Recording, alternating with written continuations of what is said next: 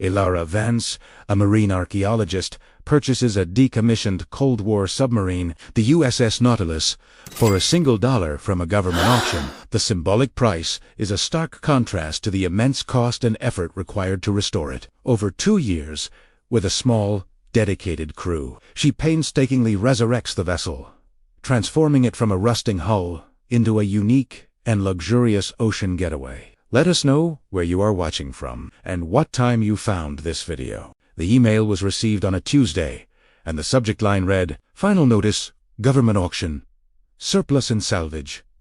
Ilara Vance, a marine archaeologist who has salt in her veins and a studio apartment that is stuffed with charts and sonar prints, came close to deleting it. However, it was a glimmer of interest that prompted her to snap into action. The same curiosity that had taken her to missing airplanes and sunken galleons. When she was looking through the postings for retired snowplows and pallets of obsolete keyboards, there was one thing that caused her heart to flutter. Not the renowned USS Nautilus, but a diesel-electric submarine that has been decommissioned and is part of Lot 73, where it is in its current condition. $1 is the minimum bid. The shot depicted a massive, rust-streaked silhouette of a sea monster that was beached in a neglected area of a Navy yard in Rhode Island. It was a declassified Cold War relic known as the Nautilus, a boat of the Below class that had been used as a training vessel during its last years of service. At this point, there was nothing more than 311 feet of steel, solitude, and ghosts. Rust was not visible to Ilara.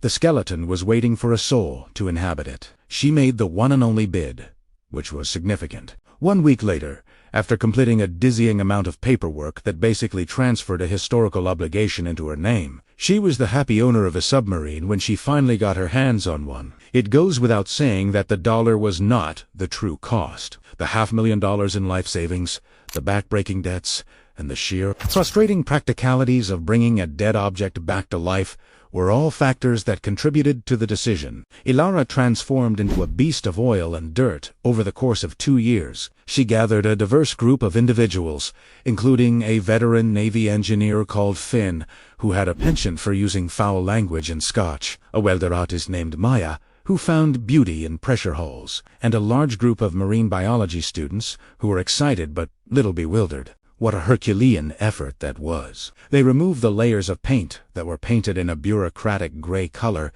to uncover the original navy blue color. A meticulous restoration was performed on the hydroplanes, as well as the enormous screw with 7 blades. The inside was a chore that was very difficult to complete. Every surface was covered in a layer of oil, fuel, and decades of mistreatment. A jungle of levers, wheels, and hundreds of brass gauges, all of which were locked in time, made up the control room, which was considered a museum of analog craziness. Nevertheless, Ilara was unrelenting. Not only did she want it to float, but she also wanted it to be able to breathe. Following that, the day arrived. The Nautilus, which was no longer a USS, but rather its own independent thing, was carefully towed to a remote, deep-water bay off the coast of Maine. This was a location where the pines caressed the sea and the fog lingered like a secret. Ilara was the only person who was able to open the main hatch, which had been polished to a beautiful sheen. The main hatch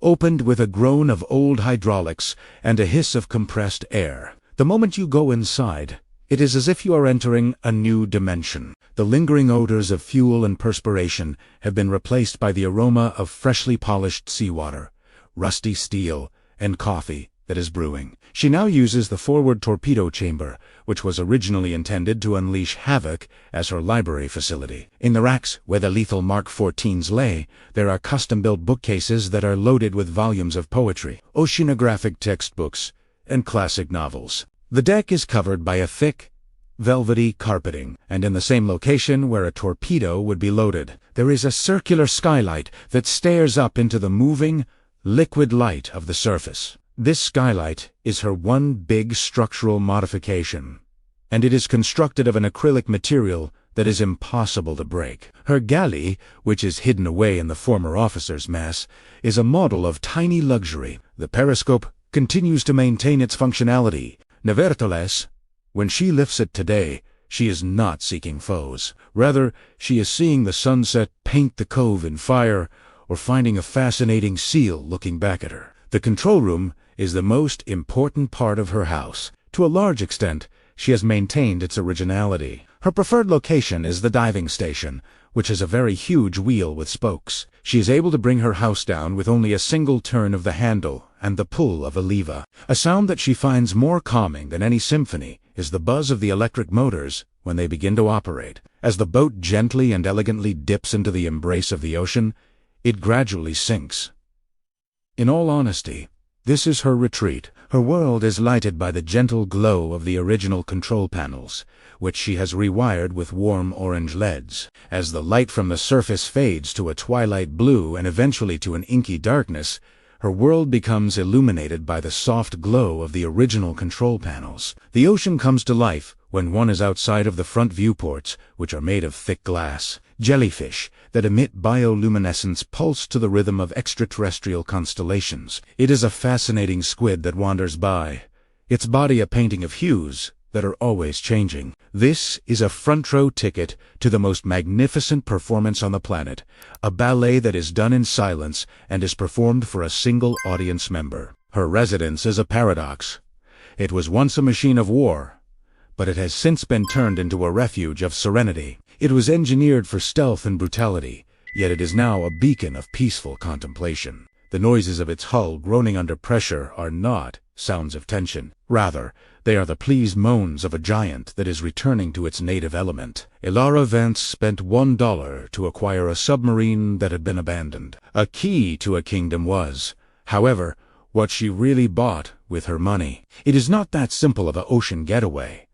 In addition to being a love letter to the deep, it is a slice of history that has been recovered, and it is evidence that even the most weighty of histories may learn to float again given sufficient vision. The evolution of the Nautilus not only included structural changes, but it also involved alchemical processes. A machine had not been the only thing that Elara had restored. She had also tamed a leviathan and taught it to dream. Both the rhythm of the tides and the quiet, breathing pressure of the depths were the foundation upon which her existence was built. Her mornings did not start with an alarm, but rather with the sun rising. The spines of her books would be dappled with a gentle, diffused green-gold light that would come in from the skylight of the torpedo room. The first thing that she did was always the ship's log, which was a diary encased in leather.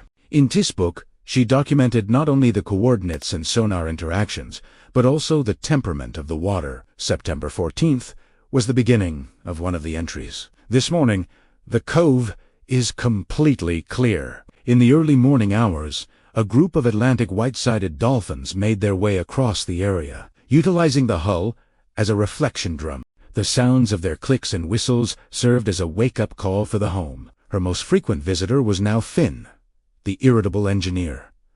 He had become her absolute favorite. Upon his arrival, he would come in his chugging skiff, holding a bag of equipment in one hand and a blueberry pie that had been freshly prepared by his wife in the other. The chats that they had were a harmonious combination of the sensible and the sublime. While he was cleaning grease from his coveralls, he would mutter, "The actuator on the side of the stern plane is becoming more rigid.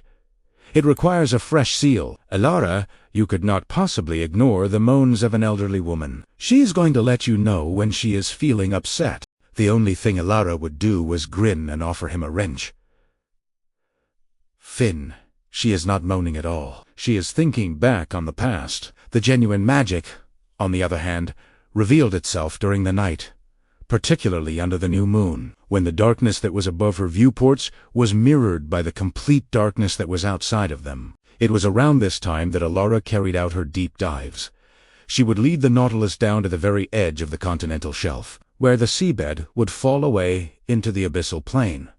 Using a sequence of maneuvers that she had performed in the past, the hum of the ballast pumps and the delicate hiss of air being displaced would mark the beginning of her journey. At this location, amid the utter hush that prevailed, she would turn off all of the lights inside. In the complete absence of light, the only sound that could be heard was the rhythm of her own heartbeat. Following that, she would turn on the external array of red and white lights, which were meant to avoid disturbing the species that lived in the deep water. The world that formed outside was more fantastical and stunning than anything that could have been imagined. Floating by with filaments trailing after them were vampire squid, which looked like living black velvet. A single species that was masquerading as a colony was known as and it was suspended in the water like a string of shimmering pearls that was 50 feet long.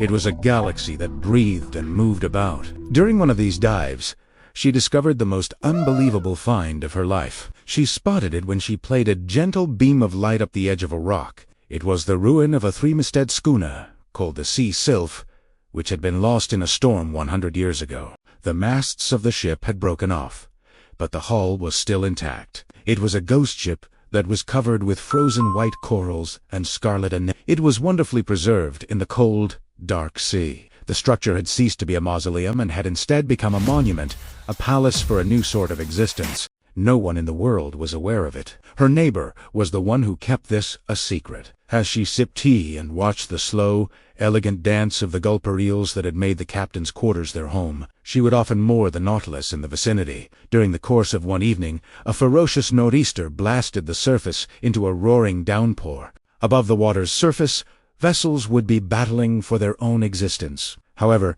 there was nothing except a deep and beautiful calmness inside the Nautilus, which was located 300 feet below. In the control room, Ilara sat and listened attentively. The rumble of the storm seemed far away and muted, like a colossal beast tearing at the roof.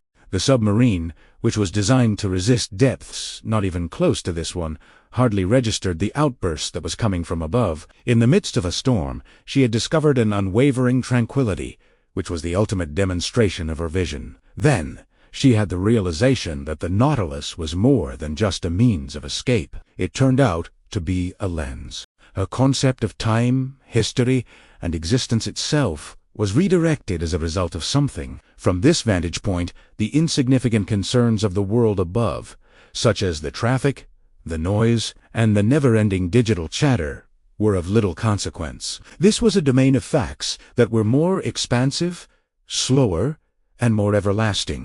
Having been a remnant from a period when mankind feared destruction from inside itself, the submarine was now a vehicle for watching the formation of the world. Steel, which was originally designed to conceal itself from the rest of the world, today functions as a window into the world's most concealed marvels. Ilara Vance spent $1 to acquire a submarine that had been abandoned, but what she got was a kingdom of stillness, a front-row seat to development, and a fundamental lesson that the greatest shelters are not discovered by abandoning the world, but rather by plunging headlong into its deepest, most holy core. She inherited all of these things from her father. It was no longer the case that her house was just a converted unit. The ocean's memory was a live, breathing part of her, and she was the thankful custodian of that memory to her. This story reminds us that even the smallest actions can change someone's life forever. If it touched your heart too,